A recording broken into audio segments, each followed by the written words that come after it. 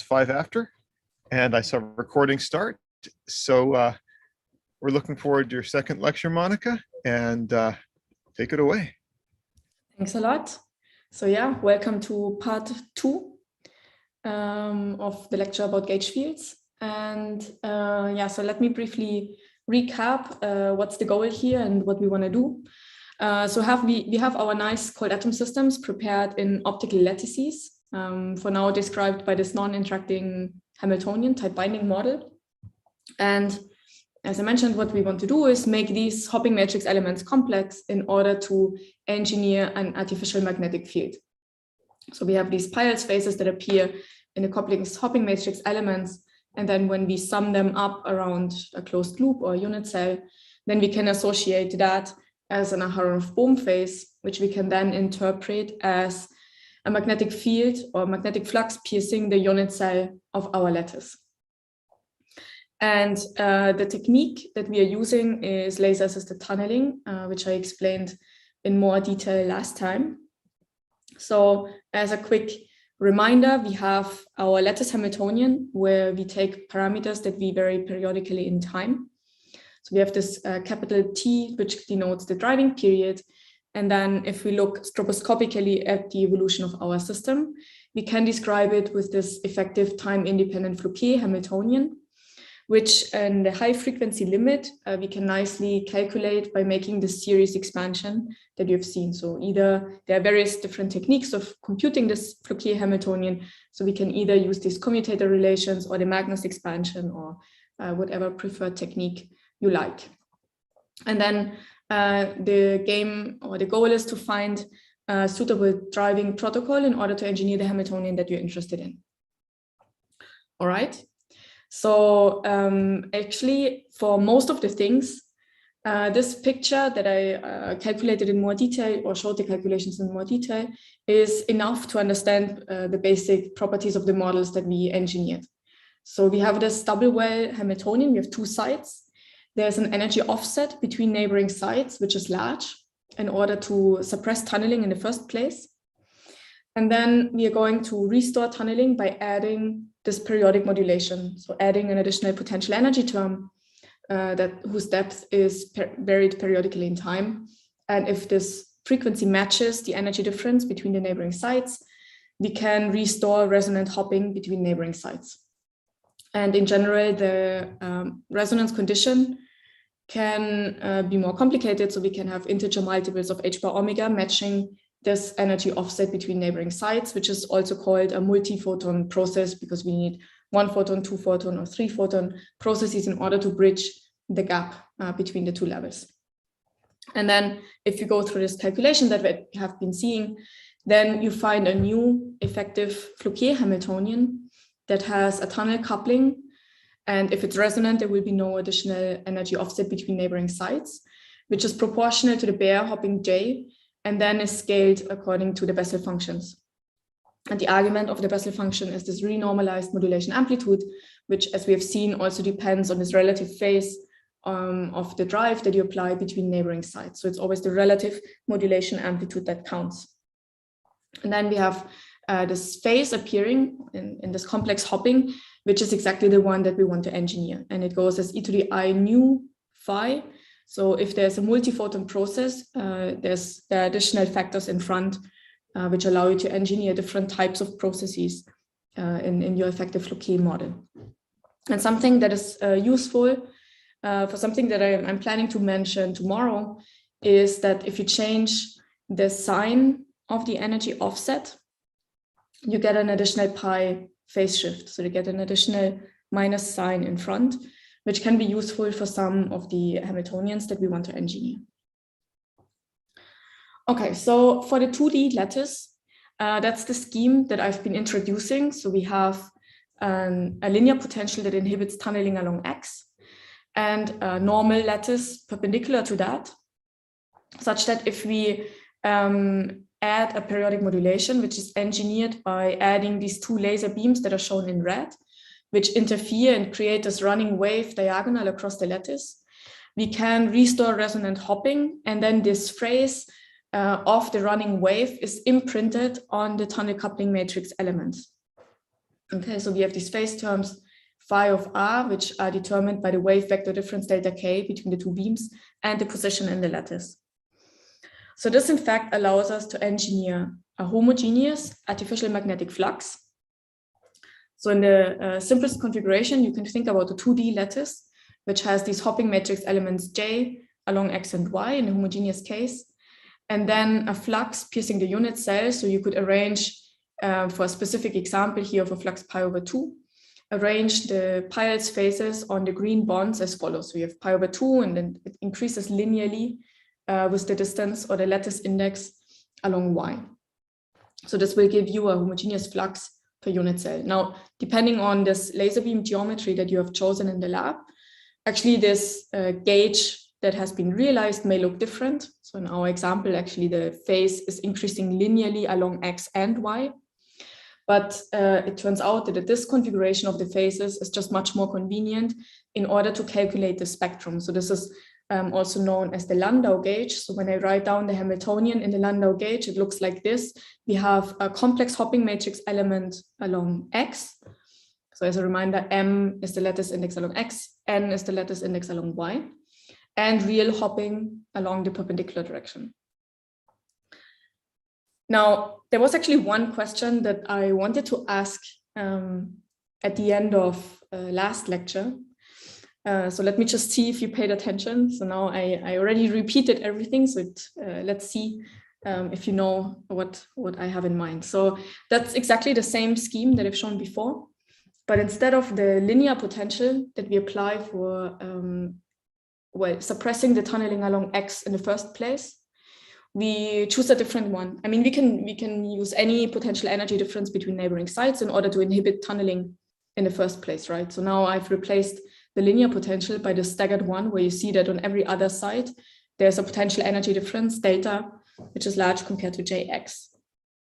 So now in this specific configuration, my question is, what's the flux pattern that you get, or the phase pattern that you get if you restore tunneling with the two beams that I've shown here? So these two red beams which interfere and create this periodic modulation or this running wave across the lattice to restore tunneling. So what's the flux, the artificial field that you get if you implement exactly that? You have an idea?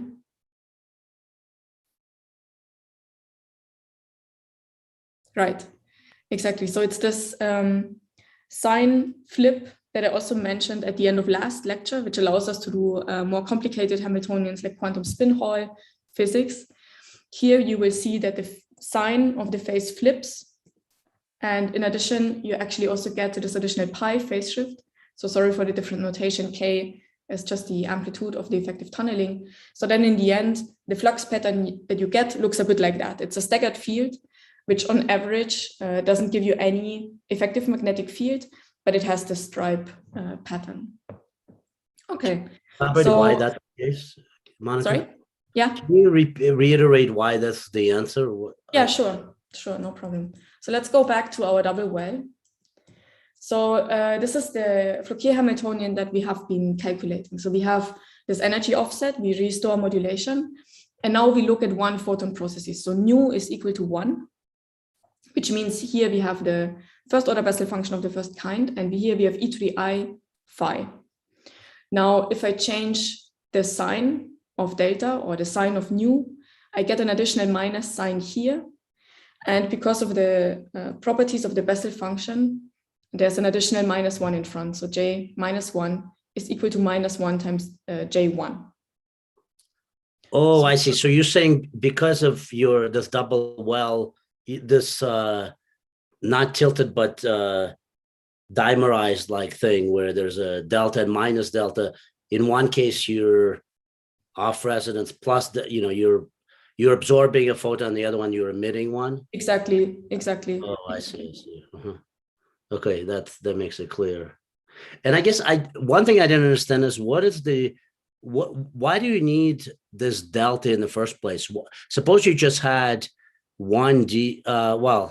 suppose you just had Jx and Jy and there was no delta. Delta was 0, and you were shaking it the way you do with the V potential, time-dependent potential. then what would happen? Like, why do you need a delta? So for this specific, like if you just take the exact same model that I show here, and you remove the energy offset, you just have the periodic modulation. Mm-hmm. Actually, what happens is that you're working in the zero photon process limit, right? So nu is actually zero. So your restored hopping is real. There's no phase that appears here. Oh, I see. You want to be absorbed. I see. So the amplitude V naught is much smaller than delta. Is that right? Well, sorry. Sorry. So delta is connected by omega, h bar omega, some multiple of h bar omega. But how does are there any constraints on V naught? So for the derivation of the Floquet Hamiltonian that I showed, no. So you have this Bessel function behavior. Typically, the modulation amplitude is small. And if you leave that regime where the modulation amplitude is not small compared to h bar omega anymore, then you get corrections. So actually all of this is implemented in a rotating frame. So you do get considerable micromotion. So the amplitude also scales as V naught over h bar omega. This is similar to leaving the rotating wave approximation that we usually use in quantum optics. I see. And then there are some additional oscillations that appear, which makes the dynamics more complicated. But this derivation of the effective Hamiltonian, strictly speaking, does not rely on a small V naught.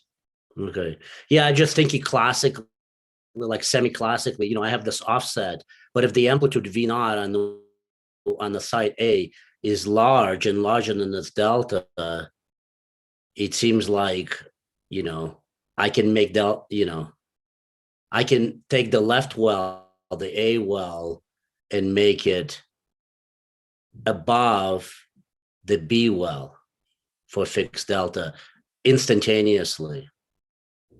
Yeah, if you track the micromotion, which is something that I neglected in this calculation, right? Say it again. So this is if you look at instantaneously, you're actually thinking about what happens within one driving period, right? Yeah. Which is something that I neglected here. So this is the stroboscopic dynamics. So I pick I see. one specific time, and then I look at multiples of the driving period, capital T. I see. Okay. Thank you. That explains it. Okay. Thank you. But also, yeah, at some point, like if you take it to be very large, you will not get any significant restored tunnel coupling anymore. So if you track the Bessel function, then at some point it will be very small. Thank you very much. Thanks. Okay, thank you. Yeah, so I actually wanted to talk a little bit more about this Floquet Hamiltonian, which is the Hofstadter model, and explain a little bit about how we can solve this problem in order to compute and understand the energy spectrum, which is this famous Hofstadter butterfly that you may have seen. So the challenge in this lattice is actually that normally how you would solve the problem and compute the Bloch bands is making use of Bloch's theorem. So you actually make use of the discrete translational symmetry of the lattice. Now, here that does no longer work because you have the field, the effective magnetic field present. So you have a vector potential, and this actually leads to an increased effective unit cell, the so-called magnetic unit cell.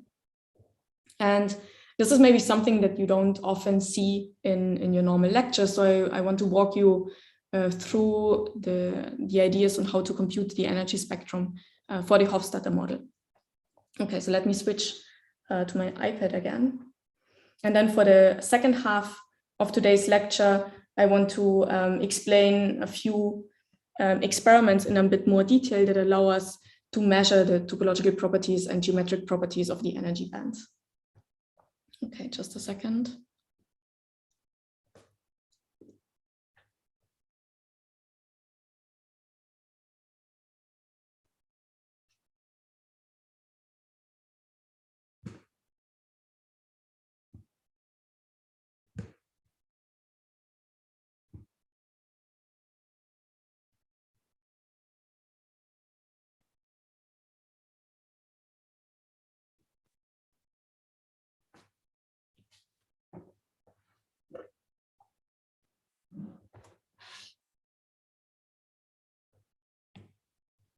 Sorry, I lost the chat.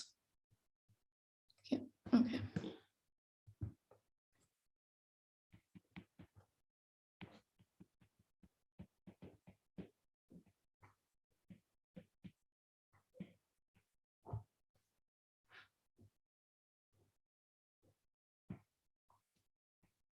So let me first emphasize again, what is the most important parameter of the Hofstadter model and related to the Aharonov-Bohm phase. Okay, so we have the Aharonov-Bohm phase, which we can calculate by taking the path or line integral over the vector potential.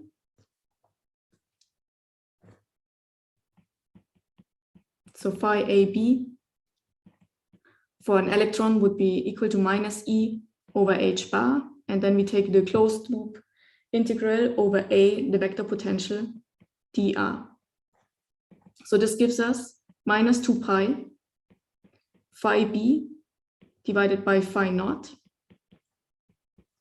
where phi B is the magnetic flux and phi naught is the magnetic flux quantum. So it's equal to H over E.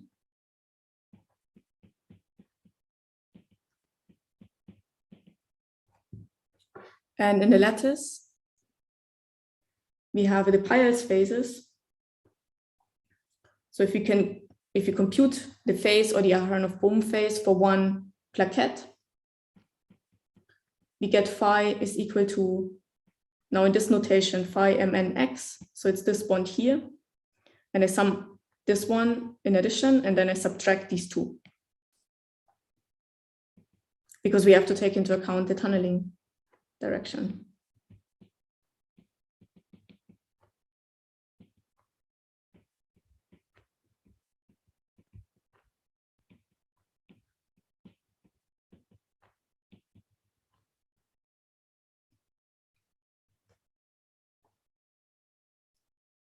Okay, so now we have these two quantities. We have our Aharonov-Bohm phase expressed in terms of the magnetic flux.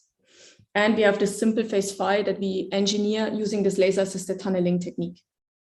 And so the parameter that governs the properties of the Hofstadter model that will be important for characterizing the single particle energy spectrum is alpha, which is defined as the ratio of the magnetic flux per unit cell divided by the magnetic flux quantum, or this phase that we engineer divided by 2 pi.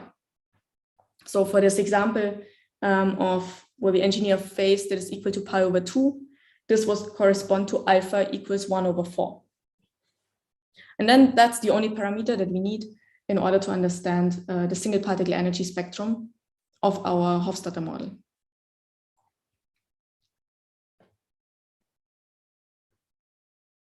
So let me start with a more general form of the Hofstadter model, which is not yet expressed in the Landau gauge.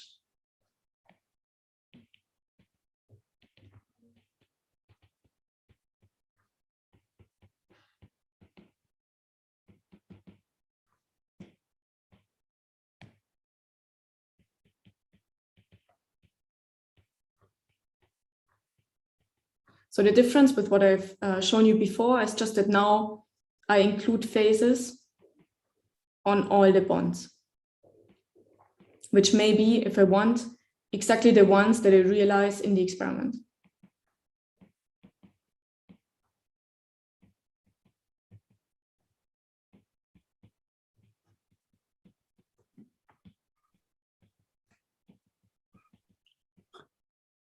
Monika, can I ask you a question? Sure. Maybe it's something you explained already, but you know, in order to have non-zero flux, you need to have a curl of the vector potential to be non-zero. But your curl, you know, your phases are produced by, you know, delta KR of this running wave that you impose between the interfering laser, due to interfering laser beams. Mm-hmm. So I'm a little confused about, you know, that object, you know, it's not clear to me that object as a curl. Like if I take what I'm really supposed to do is take a gradient of that phase and take a curl of that gradient to get Well, you do have a gradient flux. of the phase, right? Because what we have is this phase here is different compared to that one.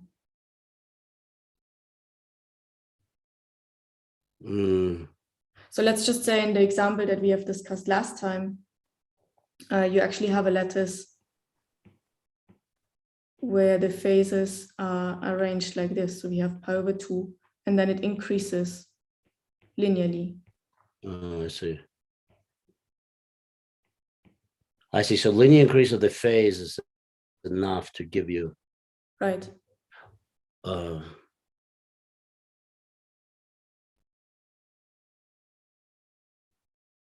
Yeah, pi. But is it important? Well, suppose it was linearly increasing, and so why did you draw? So you wrote like 3 pi over 2 pi over 2, and then the next one is shifted.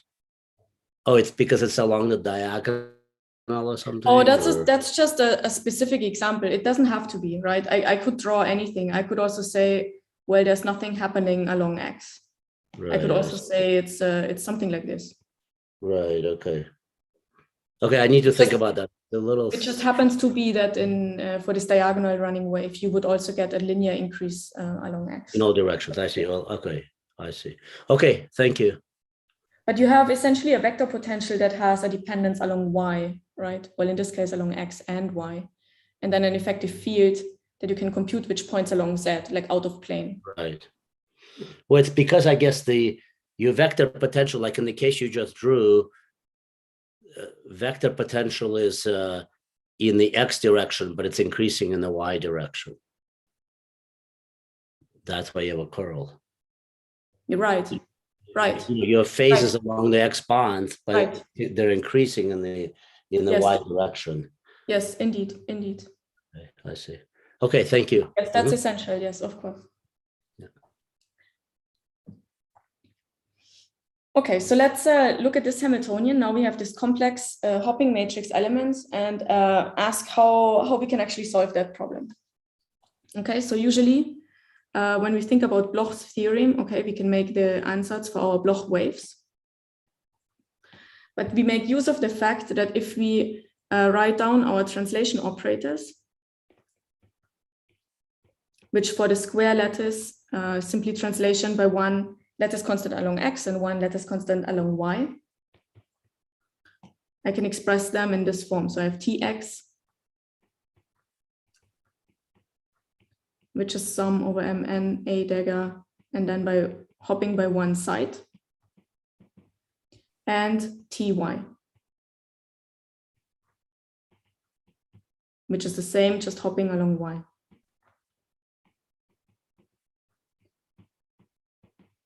Those two operators commute with the Hamiltonian if I send the flux to 0. So if I just have my square lattice and I compute the commutator between H and T, this is equal to 0.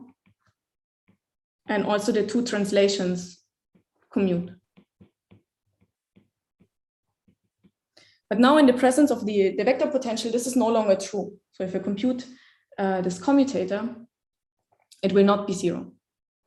And this is the case even if we have a homogeneous field. So even in the case where the flux piercing the lattice is homogeneous. So I have phi everywhere, but it's the vector potential which gives rise to this non-zero value of the commutator.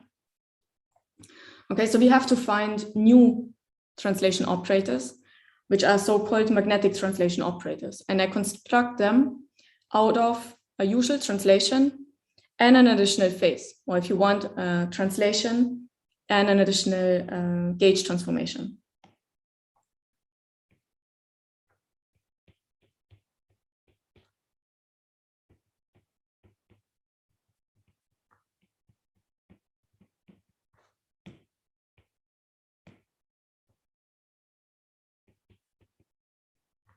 So I have a new Tx, let's call it M, which in general has the following form, m plus 1. So that's the hopping term or the translation that we have seen before. And now I add an additional phase. For now, I don't specify what it actually is, but I can do that, and I can do the same thing for a general translation along y. And then these phases, theta, still need to be determined.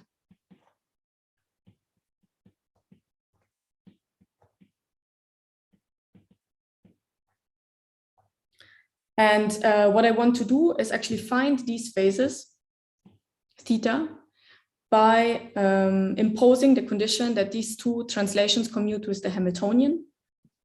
And then in order to find the magnetic unit cell, I also want that these two translation operators commute with themselves.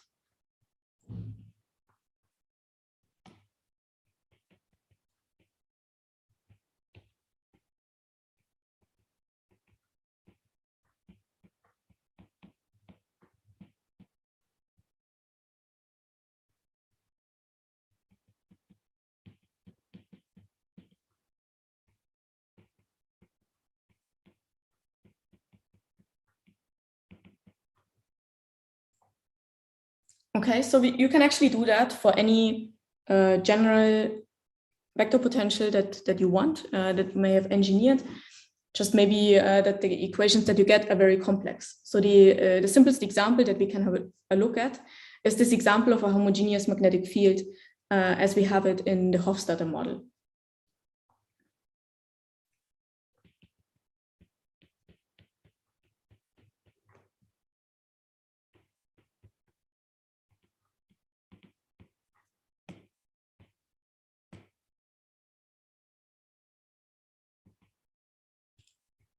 Where this phase phi is equal to 2 pi alpha, as we have said before.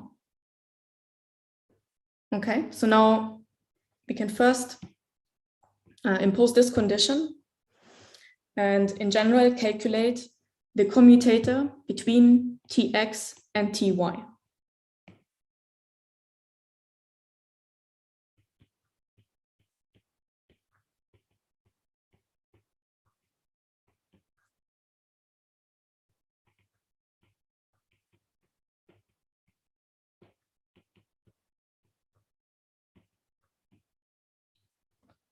Which in general will be non-zero.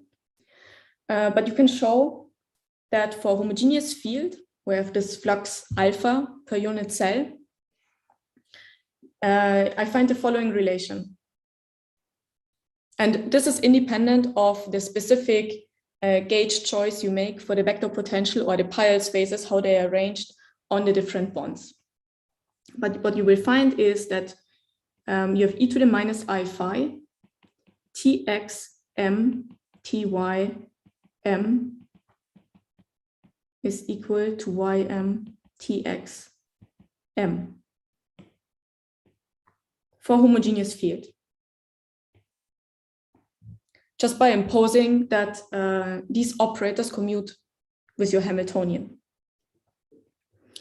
Okay, so but this equation actually tells you that the magnetic translation operators only commute if this phase phi is an integer multiple of 2 pi. And so what you get out of this equation is that your new magnetic unit cell is enlarged in general, and the area is determined by the number of unit cells that you need in order to enclose a magnetic flux that is equal to an integer number of 2 pi.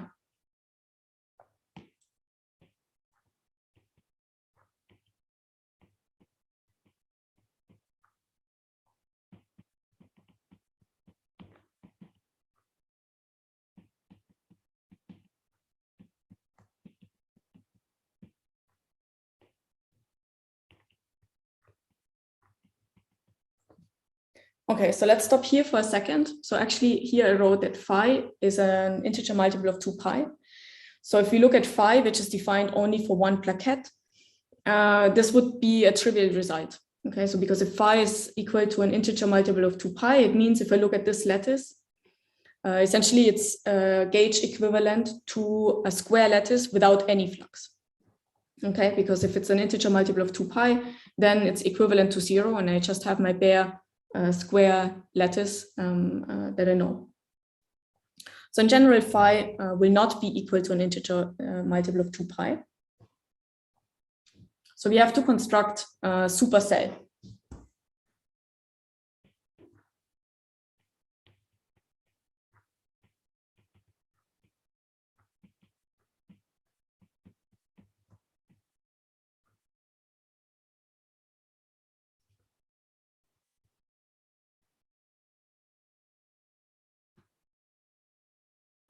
So Monica, maybe you're going to get to this or whatever, but something I find interesting here is that the supercell you're commenting on actually depends on the gauge choice, I believe. You can actually show, so I will comment on that. I didn't prepare a specific example, but let me continue a bit, and then maybe we can discuss again. So you can construct the supercell where you now have k unit cells along x and L unit cells along y. So essentially what you're doing now is applying your magnetic translation operator k times along x, and the one along y, you apply L times along y. And then if you compute the commutator of this, it will vanish if the flux enclosed by the supercell is an integer number of 2 pi. Okay, so now this means that for rational values of alpha,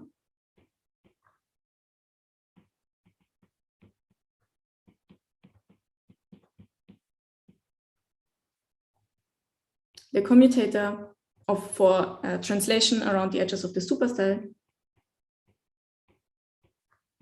vanishes if KL times phi is equal to 2 pi p KL over Q, where introduced this alpha, which is equal to P over Q, is equal to 2 pi times some integer.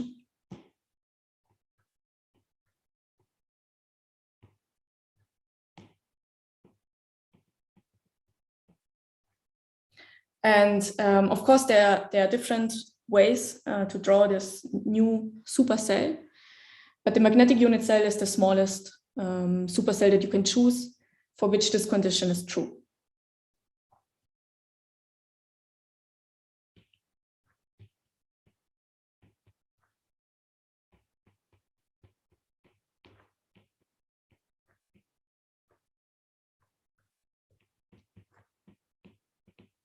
So let me write this commutator explicitly. So what I mean is that we have Tx applied k times and Ty applied L times. So if this is equal to 0, that's the smallest one for which this is true, that's our magnetic unit cell.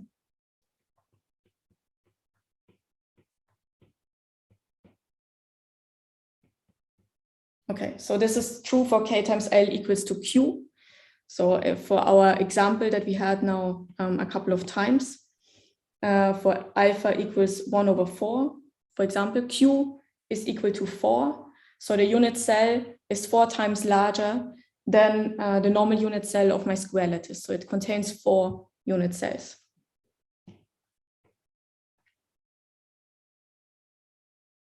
And then based on these operators,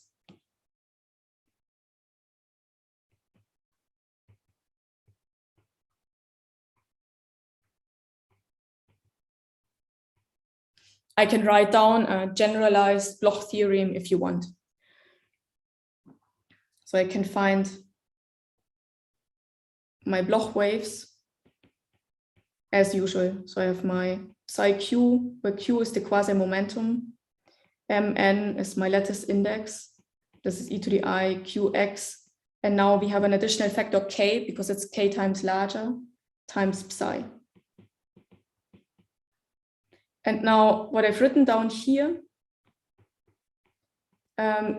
gives you actually some freedom in solving this problem.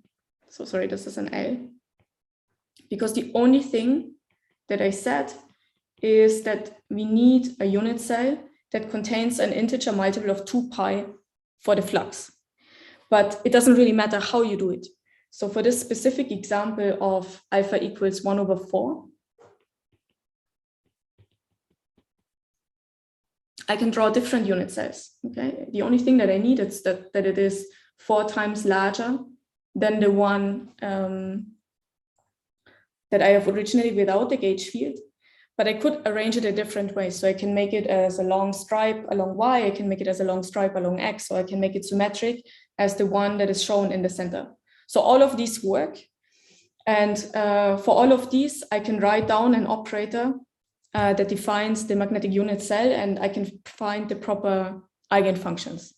So even if I have a specific choice of the gauge in the Hamiltonian for the piles phased that are distributed among the bonds, I can find a solution to this problem. It may just not be the easiest one. So it can look a bit ugly in order to write down the eigenstates. So there's always one choice, which is simplifying the equations a lot. And I will show you one example. But in principle, I have all the freedom in choosing how I arrange my unit cell. I'm not sure that answers the question. So maybe I'm just not seeing it.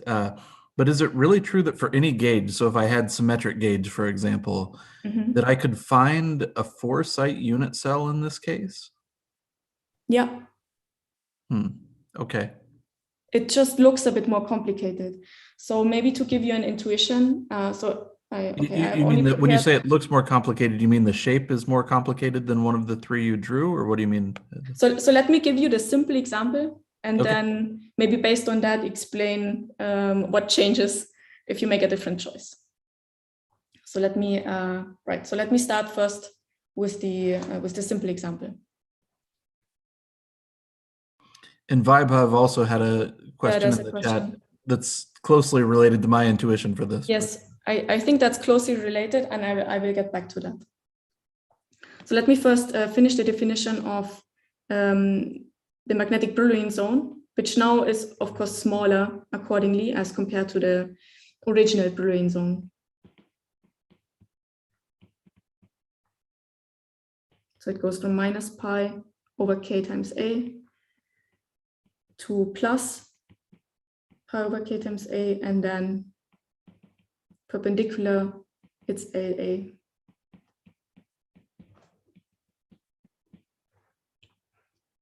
Okay, so let's look at the Landau gauge, where we distribute the phases along the horizontal bonds.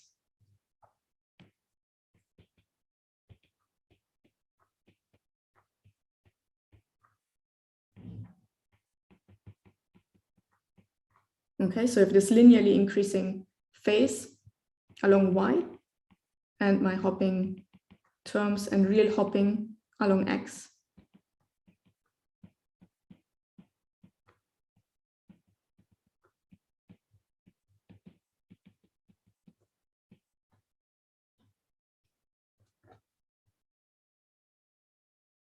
Okay, so let's look at the magnetic translation operators. Well, let's first, let me just make this drawing again, which shows exactly the Landau gauge. So here the usual choice for the magnetic unit cell is having one translation along X, and in this case 4 along Y. And that of course makes sense because now my magnetic translation operators somehow align with the symmetries of the vector potential. I can express them as simple translation operators. So if I choose mx1, which is a translation by one lattice side along X,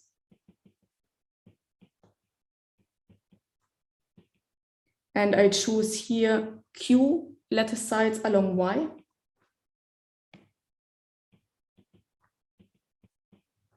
those operators will do the job. Okay, they commute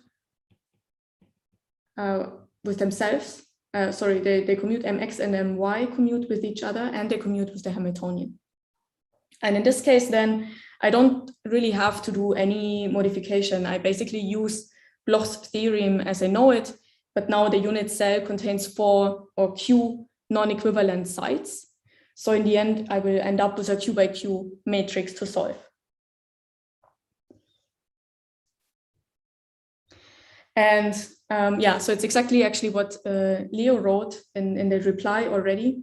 So in this case, if I want to solve the problem with this unit cell, which is oriented in that way, the ansatz for my wave function is very simple. Okay, so in this case, the ansatz for the wave function that I can make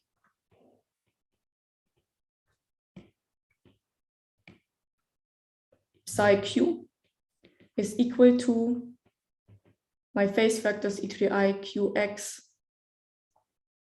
ma e to the I qy na psi mn, which denotes the different lattice sites in the 2D lattice. And now my amplitudes psi, these are the amplitudes of my cell periodic Bloch functions. So in this AB sublattice that you have seen in the lecture by Tillmann and Nigel, I think, you would have this 2-component spinor. Now we just have Q of these components. So actually psi n, which gives the amplitudes for the different Vanni functions localized on the different sites m and n, are equal. So that's a very simple ansatz that I can make. But now if I choose a different gauge, so I have exactly the same orientation of my unit cell, but now I choose to distribute the phases differently. I just have to modify the ansatz of my wave function accordingly to incorporate this phase or gauge transformation into these amplitudes psi n. So that's what I mean by the solution looks a bit more complicated. Now I will add additional phase terms to psi n, but I can still go through the whole derivation and solve my, my single particle problem as before.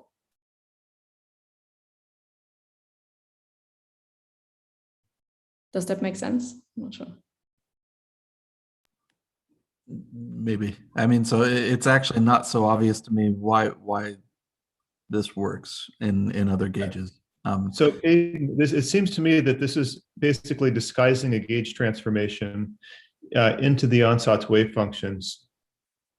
Yes. So of course, if you were to solve the problem in the Landau gauge, and you find the gauge transformation, let's say you want to solve for some reason a very specific gauge choice, and you find the gauge transformation that maps this one to the one that you're interested in, you should be able to consistently go through all of that and apply this gauge transformation to your eigenfunctions. Yeah. Yeah, I don't know what bothers me about it. I'll think while you continue. Okay. Sorry, so is there a typo in the ansatz for the wave function because you have e to the power q y times na times q, right? Because you have q repeat every q size.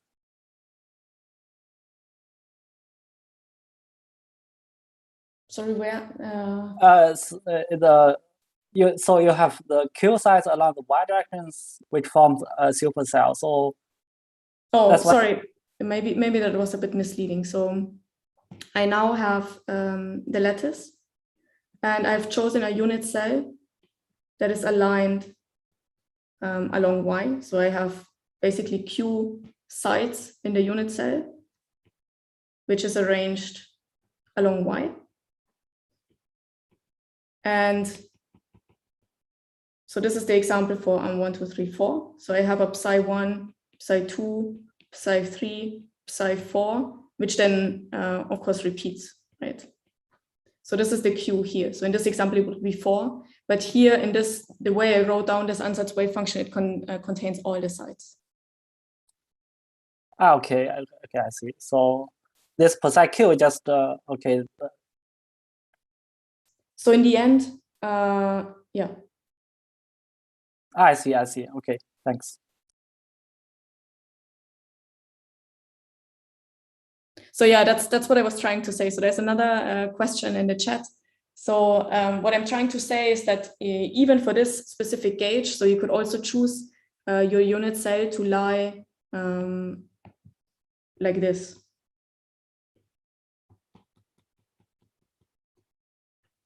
And then essentially what happens, I think that's also what was mentioned already, is that now instead of having this ansatz wave function, I will choose my psi ends, this psi 1, 2, 3, 4, which have these additional phase factors which compensate for the phase factors that you find here.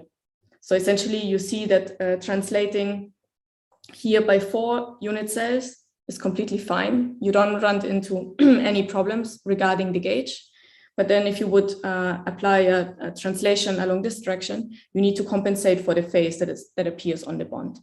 So basically the only thing I want to say, while for most cases it's enough to actually just use the Landau gauge and work with it, it's perfectly fine, that if you have a specific phase distribution in your experiment, because the phases along the different bonds are the ones that you imprint by your laser beam, because the gauge transformation that was mentioned is not so easy to find, you may have to walk through the whole derivation for this specific gauge choice that you have realized in the experiment.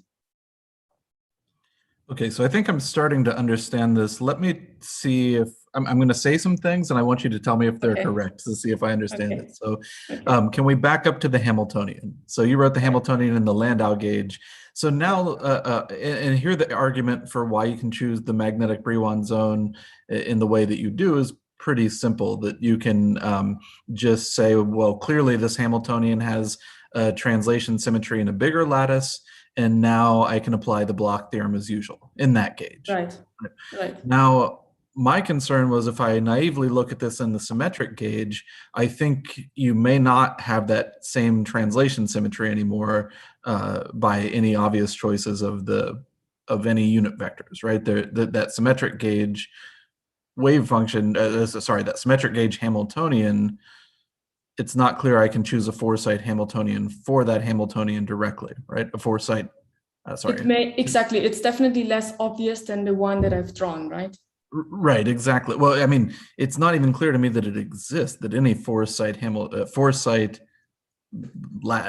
unit cell exists for the symmetric gauge until you've used this new ansatz wave function. Right? Sorry, what do you mean by symmetric gauge in this particular case? It's you're on a lattice. So I just mean I project it onto the lattice, that you use the same thing but only at discrete points, the same A but only at the discrete points on the bond. So there's definitely a way where you can also write down a symmetric gauge for the. Yeah, I mean here your phase is just it's along the x direction it's proportional to y, right? And so you can just do the same thing on the vertical bonds as well. Along the y direction. I mean you want to increase. Okay, fine, that's what you mean. Okay, but it's probably best not to project, but just you're going along the x and the y. In both cases, you're increasing linearly, but at half the rate of the previous one. Just so exactly. Yep. No, but so then you would pick. So in this particular case, you would pick exactly what Monika just drew with a 4x4 unit cell, because that's the translation operated by 2.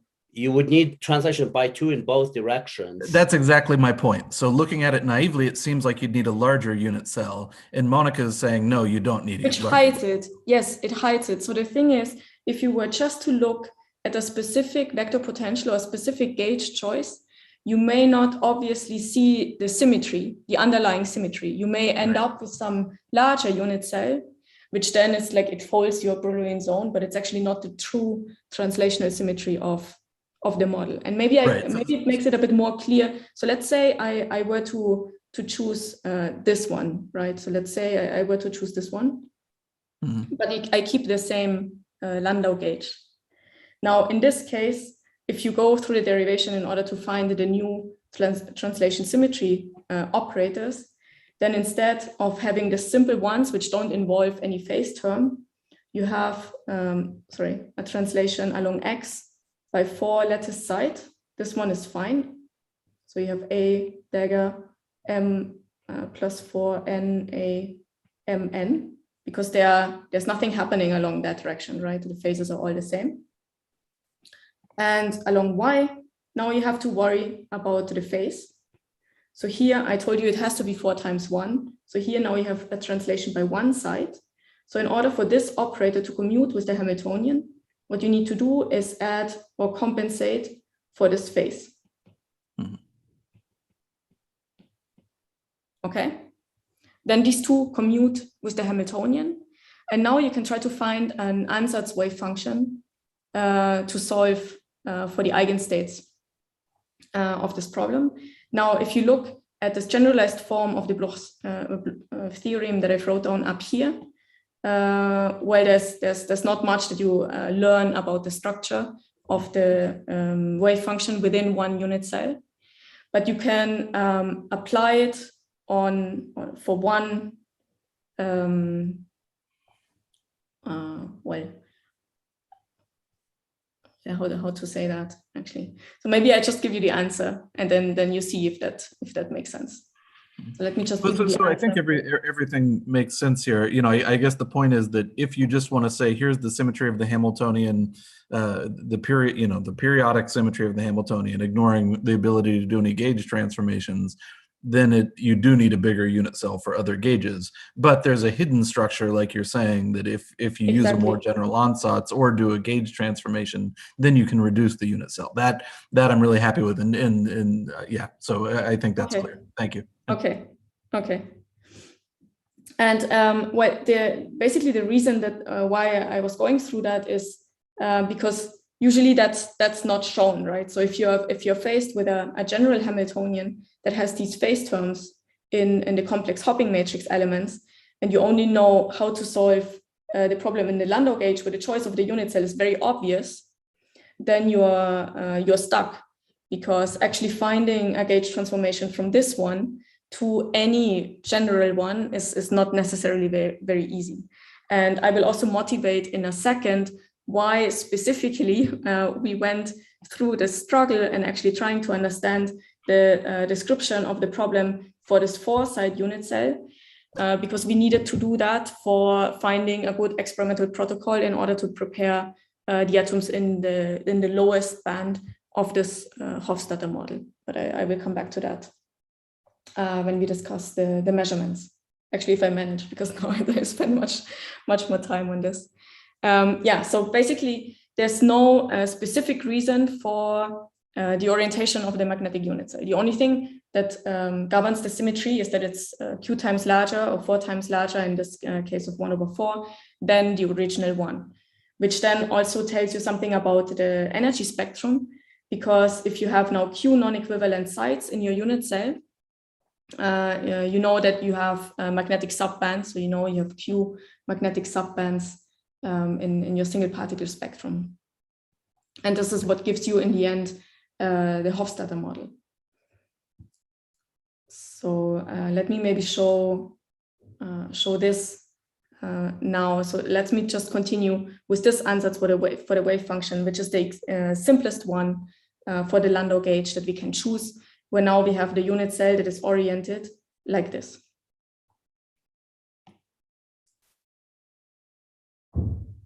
So we can insert this ansatz into the Schrödinger equation to find our q-dimensional eigenvalue problem.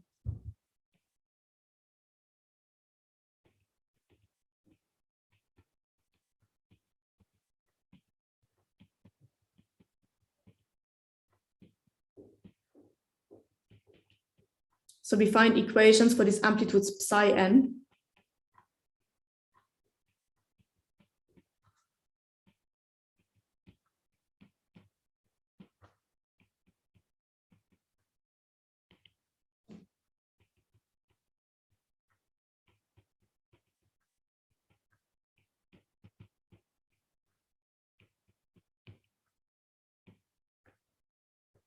Which we can conveniently express in a q-dimensional eigenvalue equation.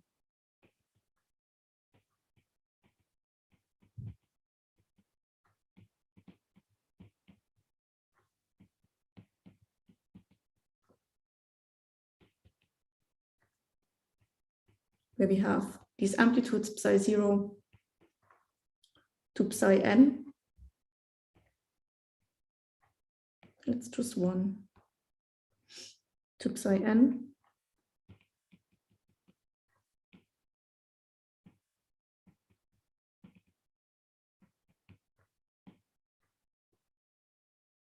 Where this H is a q by q matrix.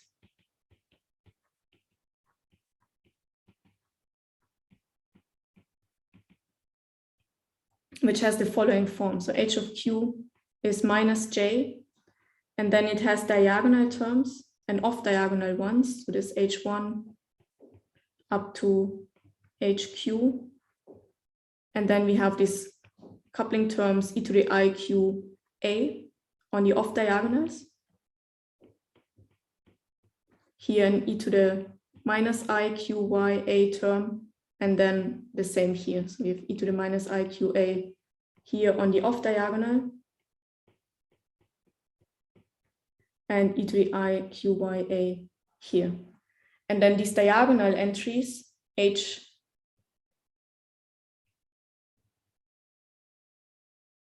let's call it hq, is equal to 2 times cosine qxa minus q phi.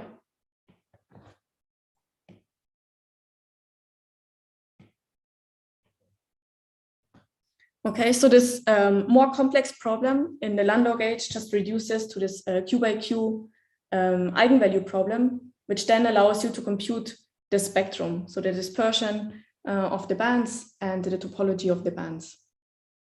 And then again, for alpha equal to an integer, this would reduce to the usual equations that we know. Sorry, for the lower left corner of the Hamiltonian, is that e to the minus iqa or? So here it's plus, sorry, here it's plus, and here it's minus, sorry. Oh, okay, Here okay, it's plus, thank you. and here is minus. Sorry, Sorry. okay, yeah, thank you. Okay, so solving this problem, and then for various values of alpha, you find the Hofstadter butterfly. So along the horizontal axis, you find E of Q, the dispersion or the spectrum. And along the vertical axis, you find the flux per unit cell, which is alpha. And our example, alpha 1/4, is here. We have 4 magnetic subbands, the lower one, the 2 middle ones, the touch, and the upper band, which is again separated from the rest by a gap. And equivalently, you find here for pi, there you find 2 bands, and so on. For alpha 1/3, you find 3 bands, and this gives you this nice self-similar structure of the Hofstadter butterfly.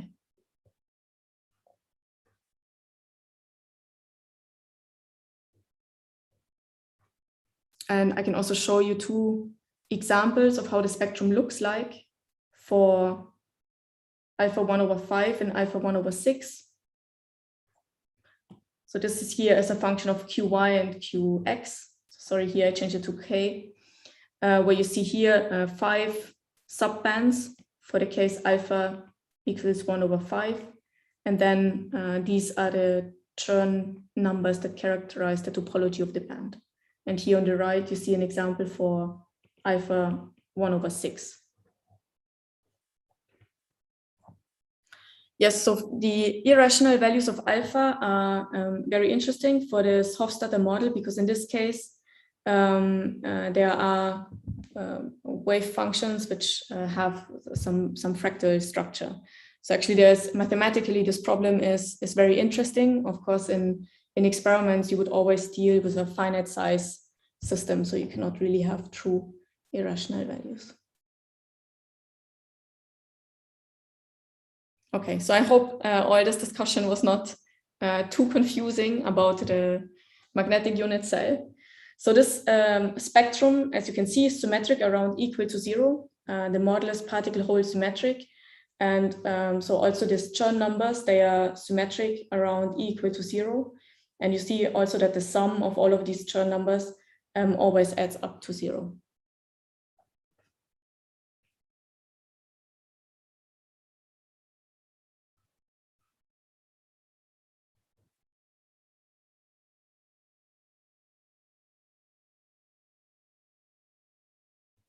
Are there any additional questions about this?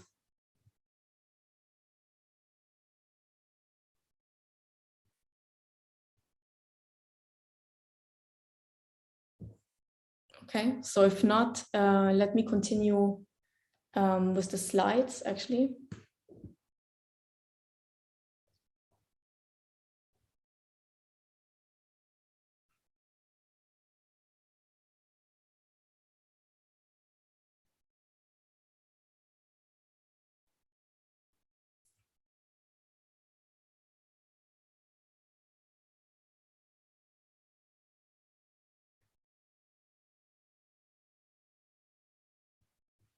And let me change the order a bit, since we have talked so much about the Hofstadter model now. Let me continue with a different measurement. So maybe start with a different one that I originally intended.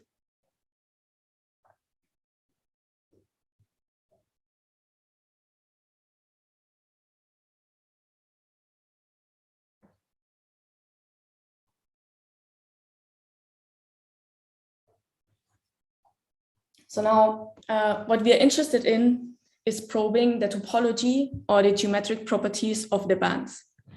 And there are a couple of very interesting techniques and methods that have been developed for cold atoms in order to do that. So in order to actually resolve the structure of the bands by looking at how the eigenenergies wind in quasi-momentum space.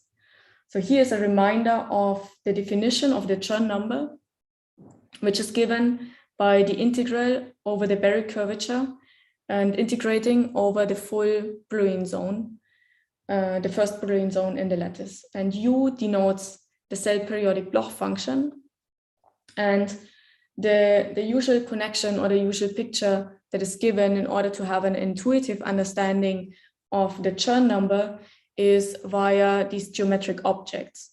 So let me just remind you of that in order to keep in mind what the topology tells us about the geometry of the band. So here you see the connection that is usually made. So there's Gauss-Bonnet theorem, where we describe the topology of geometric objects. So we can parameterize the curvature of the surface, which is given by omega. So that's the local curvature.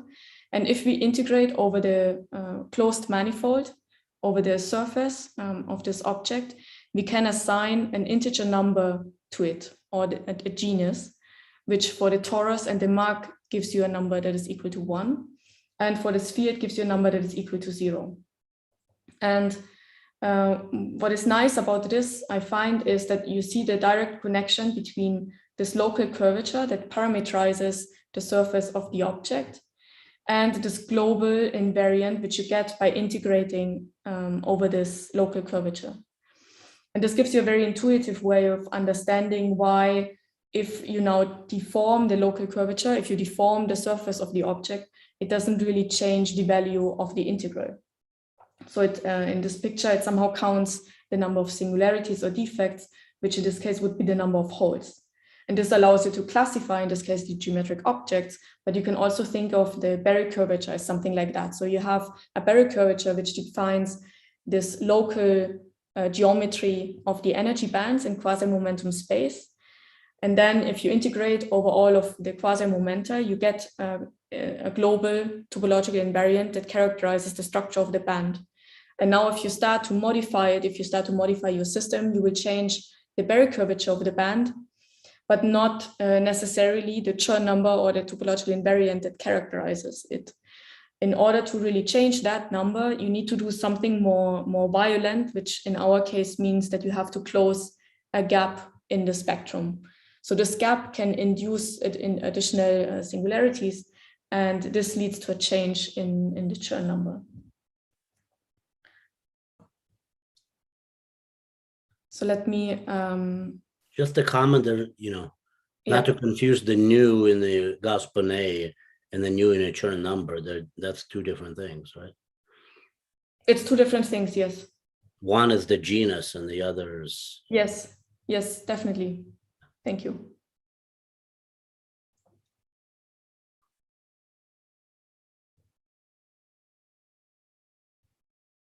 Okay, so one way to see the topological properties of the bands is to do transport experiments like in solid state. So in solid state, we know that if we have a Hall bar geometry, so we have like here this 6-terminal device where we send a current through, then we can measure the transverse Hall voltage as a function of the applied magnetic field. And in the integer quantum Hall effect, if we now cool the system to very low temperatures and apply very strong magnetic fields, then the transverse Hall voltage or the transverse Hall resistance has these quantized plateaus. And these quantized plateaus are very robust. They're only given by natural constants, determined by natural constants like E, H, and E. And the integer numbers that characterize the plateau values are determined by the topology of the energy band. So they are characterized by the Chern numbers that we can compute for the different energy bands that are occupied with electrons. And so this type of transport measurement would be one way in order to extract the topological properties of the system. But now we are interested in doing some analog measurement in our synthetic quantum system. So we would like to do something similar than sending a current through a Hall bar and measuring the transverse response.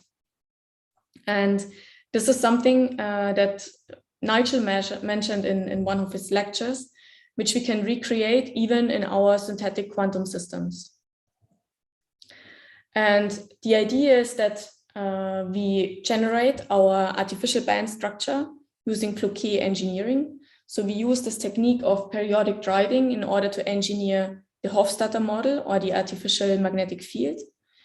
And now we prepare our cold atomic cloud in one of these magnetic subbands. Okay, so we prepare them adiabatically in this band, and then we apply a force to our system. And the force that we apply induces a motion in quasi-momentum space.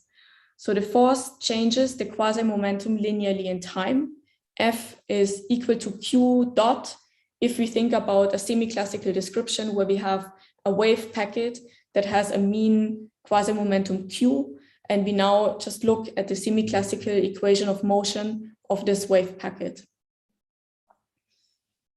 And in the semi-classical description, there's a band velocity in the direction of the force that is given by the dispersion relation of the band.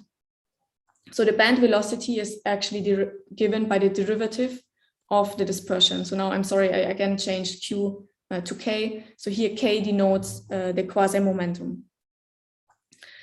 But there's an additional contribution to this band velocity, which is transverse to the force that we apply. And this is the so-called anomalous contribution. And it's proportional to the Berry curvature omega. So it's proportional to the force that we apply. So this comes from Q dot and the Berry curvature. So if we look at the evolution of our wave packet and we track the motion in real space, we expect that when applying a force along a certain direction, we also induce a motion transverse to it in cases where this omega is non-zero. And now we can think about a situation where we have all quasi-momentum states occupied within one band. So we think about a situation like that, where we have a two-band model. And here the lowest band is fully occupied. It's a non-interacting system. We populate all the quasi-momentum states. And we only populate one of the two. So the upper band is empty. And in this case, if we look or calculate the center of mass motion of this system, what we have to do is average over the contribution of all the quasi-momenta in the Brillouin zone. And if we do that for the contribution of the band velocity, we will find that this reduces to zero due to the symmetry of the band. So here we actually get rid of the motion in the direction of the force. In general, if we apply a force to the wave packet in the lattice, it will undergo Bloch oscillations. And if we average over all quasi-momenta, this leads to no net center of mass motion. Now, if we do the same thing for the anomalous contribution, we again average over all the quasi-momentum states. And as you see here, we will get something out that is proportional to the Chern number because we integrate over all of these quasi-momenta, which basically gives us the definition of the Chern number. And in principle, this can be realized by generating insulating or populating all the quasi-momenta by setting the Fermi energy within a spectral gap for fermionic atoms. But for bosons, we could also think about creating a situation where the temperature is large compared to the width of the lowest band. So this will give us some incoherent mixture of population of the different quasi-momentum states, which, if the system is non-interacting, they do not mix. And if now all the quasi-momentum states are homogeneously populated, this factor drops out if we calculate the center of mass motion. So the only thing that we need is actually that these quasi-momentum states are populated homogeneously. And if we do that and compute the center of mass motion, the evolution of the center of mass, then we find that this is proportional to the Chern number of the band that the atoms were prepared at. So we get a response that is proportional to the force that we apply and the Chern number of the band that we have prepared the cloud. And A is the lattice constant.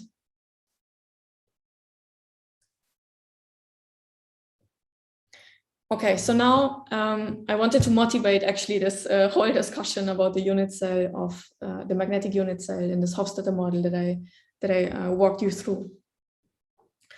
In this example of alpha 1/4, where I said we have 4 subbands that we get in a single particle spectrum, we have to find a way to prepare the atoms adiabatically in this band structure. And typically the way our experiments work is that we first prepare a cold cloud, then we adiabatically load it into a static lattice, let's say the square lattice, and then we would turn on adiabatically the modulation that we use in order to engineer the artificial field. Now this is a little bit complicated because it means that first we have the usual Bloch band spectrum of a square lattice, but now if we turn on the artificial magnetic field, we split this lowest type binding band into several magnetic subbands. So in the case of alpha = 1/4, we actually split it into 4 magnetic subbands. And this is a bit uncontrolled. And in order to overcome that, you can find an original static lattice, which has a unit cell that already matches the one of the magnetic unit cell that you want to create with Floquet engineering. So this is what is depicted here. If we modify our square lattice such that we introduce energy offsets on every other side, here on the B sides and here on the C sides, then we effectively increase the unit cell of our static lattice. So in this case, again, the unit cell of the static lattice would be 4 times larger. We can calculate the band structure for this lattice model. And crucial is now that when we start to turn on the modulation adiabatically, we can connect these 4 subbands to the magnetic subbands. Of course, still there will be a topological phase transition in between, because we start from a topological trivial model where we just have increased the unit cell by applying these additional energy offsets, which we then connect to the non-trivial band structure. And there will be a band touching point at one position in the Brillouin zone. But nonetheless, it's a very controlled situation where we preserve the number of bands during this adiabatic preparation sequence. And here is a spectrum or a plot of the spectrum and how it evolves when we modify or turn on adiabatically this modulation. So let me go one step back again. So here you see that actually along X, we have applied this offset capital delta plus small delta. And the resonant driving will appear at a frequency that matches this capital delta. So if we turn on the modulation on resonance, it will effectively still be off resonant, and the tuning is given by little delta. And then in order to adiabatically change from one situation to the other, we ramp this little delta to 0. And this is what you see here. So here you see a scan of the spectrum as a function of the small delta parameter. So if delta is large, in this case, 4 times the hopping matrix element J, then you have 4 subbands, which just originate from this increased unit cell in the static lattice. They are almost not modified if we turn on the resonant modulation, because there's still the detuning little delta. And then we ramp it to 0. And the delta equals to 2j. There's the topological phase transition. So here there's a gap closing point in the spectrum. And then when we ramp it to 0, we reach the limit of the Hofstadter model, where we see these 4 magnetic subbands, which in this case, the lowest band has a Chern number of 1, the upper band has a Chern number of 1, and this middle band has a Chern number of -2. So this allows us to have a controlled loading sequence. So if we start with a Bose-Einstein condensate in the lowest band, it would be around Q equal to 0. So we create a condensate around Q equal to 0, which is then transferred and remains in the lowest band to this relatively flat band in the Hofstadter model. And using this as an initial state, so now we have our cold cloud prepared in the lowest band, which due to a larger temperature will homogeneously populate all the quasi-momentum states here. We can then apply the force and look at the center of mass motion of the cloud. So after preparing this initial state, we take in situ snapshots and track the motion transverse to the force that we apply. And this is what you see here. So in order to be less sensitive to drifts in the center of mass position of the cloud, we typically take differential measurements. So we perform the measurement for one direction of the flux, measure the position of the cloud after some evolution time, and then we take another snapshot for a measurement where we reverse the direction of the flux, and then we subtract the two. And one of these pictures is shown here on the right. So you see this red and blue blobs, which originate from subtracting the two positions. So it is very sensitive to a small displacement of the two clouds. And now we plot the differential displacement between these two clouds as a function of the time. And here it is called Bloch oscillation time, because the force that we apply to atomic cloud introduces Bloch oscillations. And here you see that actually indeed this motion transverse to the applied force is linear as a function of time. And from the slope, you would be able to directly extract the Chern number of the band that the atoms have been prepared in. The dashed line here actually shows the ideal prediction, which however is reduced compared to what you would expect if all the atoms occupy the lowest band. So you would actually expect a larger deflection to occur. And the reason why we don't see that is because the initial state preparation is not perfect. So in the initial state, you can have populations in higher bands due to finer temperature or due to heating that is happening during the loading procedure. And this has to be taken into account. Now, if you just assume that all the atoms were to occupy the lowest band, you would indeed find something that is linear in the Chern number of the lowest band. Now, I told you that the middle band has a Chern number -2. So for a Chern number that has the opposite sign, you expect that the cloud would also move or be deflected in the opposite direction, which reduces the overall slope of the response if you look at the whole cloud that you have in the experiment. And so you can actually integrate that, you can calibrate that and measure it in the experiment and then include it in the evolution of the center of mass. So you get this effective reduction of the slope, which is characterized by this factor gamma, which takes into account the relative populations, which are here denoted as eta1, eta2, and eta3. And this minus sign originates from the fact that the Chern number of the middle band is negative as compared to the Chern number of the first and the third band. And you can actually also track the center of mass motion for longer times.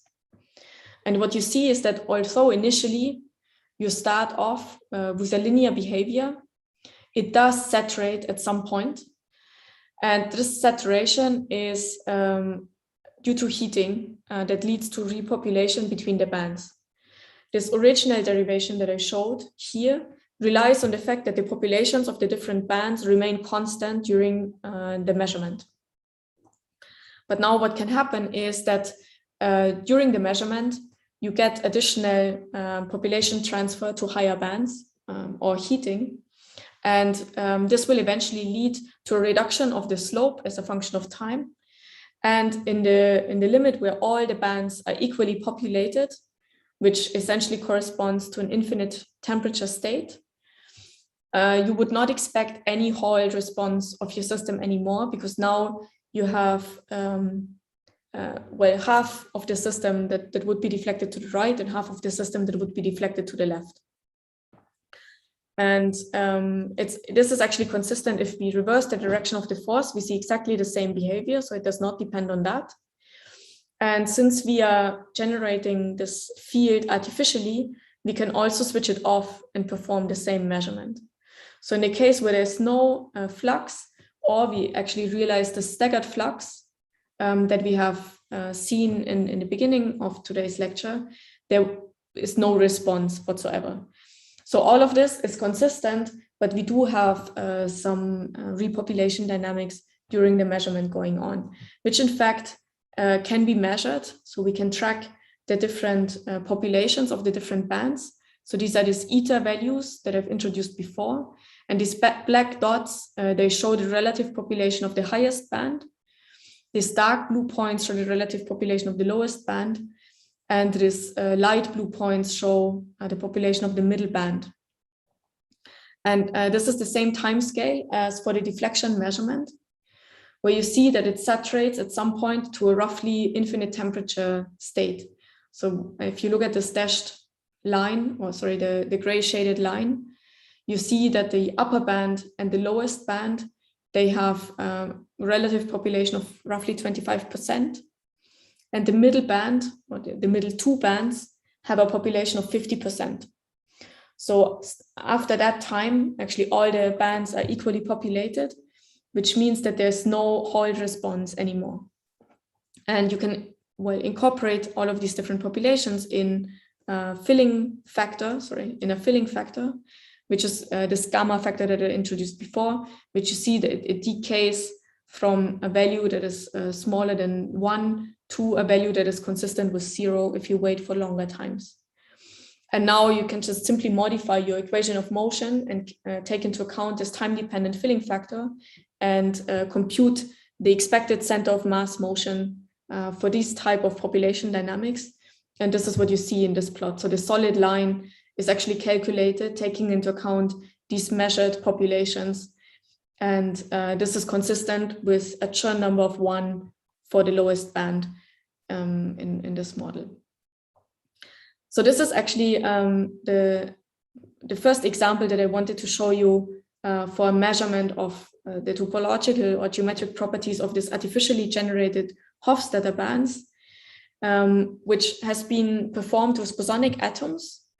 So it really highlights this engineering aspect, I think, where you try to recreate a situation that you know from electronics or an electronic system, where now we have a bosonic cloud of atoms, charge neutral, where due to the fact that we engineer this artificial Hamiltonian, this artificial magnetic field, we can recreate the Hall deflection or quantum Hall response of the system.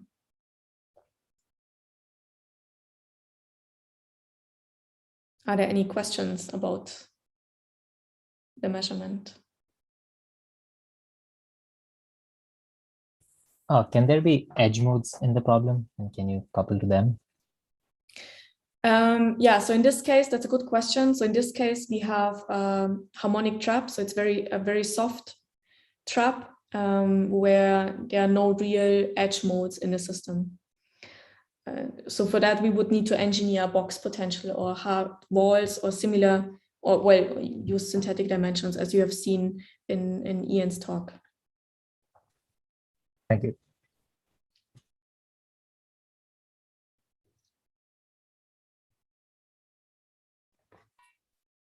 Okay, and there have been a number of other experiments in order to measure the geometric properties of the bands and the topology of the bands. I wanted to start with the interferometric measurements, so maybe I keep that for tomorrow and explain in a little bit more detail how the state tomography works, that produces these very nice pictures on the lower right which I have taken from one of the publications from Christoph Weitenberg's team in Hamburg, where they used a cold Fermi gas to map out the Berry curvature distribution in quasi-momentum space, here for Floquet bands that have been engineered in a hexagonal lattice. All right. Well, thanks very much, Monika. Are there any further questions? All right, so can I ask a question, Monika? Already with this experiment, can you crank up the interaction, or are you essentially in a non-interacting system? So in this case, it's essentially non-interacting. So what we have is a 2D lattice and a weak harmonic confinement out of plane. So it's like 1D gases, it's roughly 100 atoms per side. If we were to do that in a 3D geometry, so if we have a third lattice in the perpendicular direction, then U would be very large. So actually U would be the largest energy scale in this problem. So you could study strongly interacting bosons, for example, and the Hall effect for these systems. Yeah, yeah.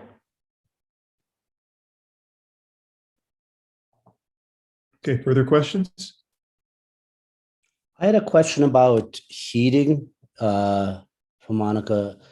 The first part of the talk, or maybe even let's start with the first lecture. Are there issues? So you're getting this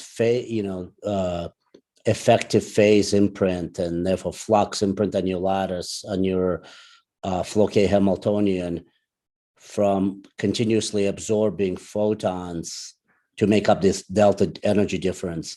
Does that, but then is the whole thing heating up constantly and it only lives for a little bit of time, or what is? Yes, so in this case, actually, we think that this dynamics that we see that leads to this heating effect is due to non-zero interactions that we have. So, I mean, still we have a relatively non-interacting limit, but the atoms do interact with each other.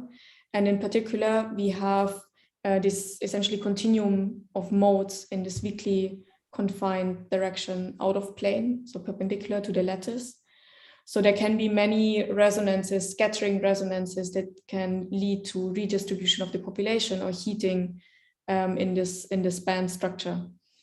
And so what we think is the best strategy in order to get rid of that is indeed put a lattice perpendicular to the 2D plane in order to freeze out the dynamics along this direction and avoid or make these scattering resonances off-resonant. So if we are in the strongly interacting limit, where we also have the Hubbard energy scale U in the problem, we could try to work at modulation frequencies that are off-resonant with most of these processes. Of course, we cannot suppress all of them for infinitely long times, but at least you can suppress them for some intermediate time scale, such that you can see the physics that you're interested in, and then heating is very slow as a function of time. I guess I'm asking a much simpler question. You give me too much credit. I was more thinking, let's say I'm a non-interacting limit and I'm doing Floquet engineering, phase engineering or flux engineering by shaking in the way you described. So that shaking, if I have the right picture, simple pictures, just corresponds to, continuously absorbing, a photon from the shaking perturbation. Basically was what I was trying to argue, that you also need final states to couple to. But maybe just to have, I think the simplest picture to see why this shaking makes the system unstable or heat up is really looking at this Floquet band structure, let's say here, where you see that so let's say this cosine dispersion you engineer with periodic driving. So you have this Floquet spectrum. So you have a series of copies in this extended Floquet zone scheme, which are separated by h bar omega. Now, if you were to put non-interacting particles at the bottom of this band at q equal to 0, they are stable. But now, if you add interactions in this periodically driven system, they can scatter, right? So one could be actually transferred up here and one could be transferred down here. I see. Observes energy and momentum, but it shows up as heating. So you take two particles which were Q equal to 0 to non-zero quasi-momentum. But you also see that you can try to suppress these processes, right? Because now if you go to the high frequency limit or you make omega larger, you make the gap larger between the two bands, you can suppress some of these processes. So I think the idea would be to just try and energetically suppress all of these processes as much as possible to make them off resonant, to not have scattering resonances in the problem. But you're saying in the strictly non-interacting limit, the effective band that I got in this my flow K engineered Hamiltonian, that the system is stable in that band, you know, if it's truly non-interacting. I'm having trouble reconciling that with the picture that, you know, the whole band, the flow K band came about as a result of continuously absorbing a photon, you know, one photon at a time I guess I absorb the photon. Absorption of that photon is what brings the periodic potential, tilted periodic potential into it kind of untilts the periodic potential in a rotating frame. Is that how I should think of it?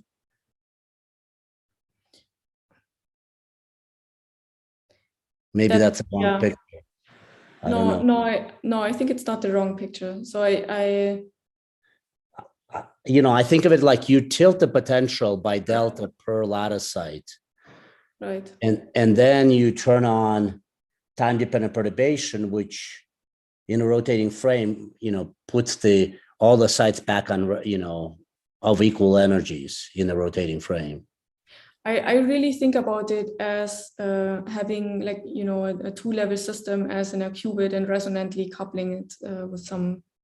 Right. See, I guess then in the rotating frame, it's really, they're just, okay, I can then not think of a perturbation anymore. So the flow K band is just to think of it in the rotating frame where there's no more perturbation, but now all the wells are now equal in energy in that frame. And then thinking about the rest states. Right, I see. Okay, thank you. Yeah, okay, that's maybe better. Yeah. All right, so I think it's time to close this session. We'll have 22 minutes until the next one starts. So I look forward to seeing all of you there for Jerry's last talk.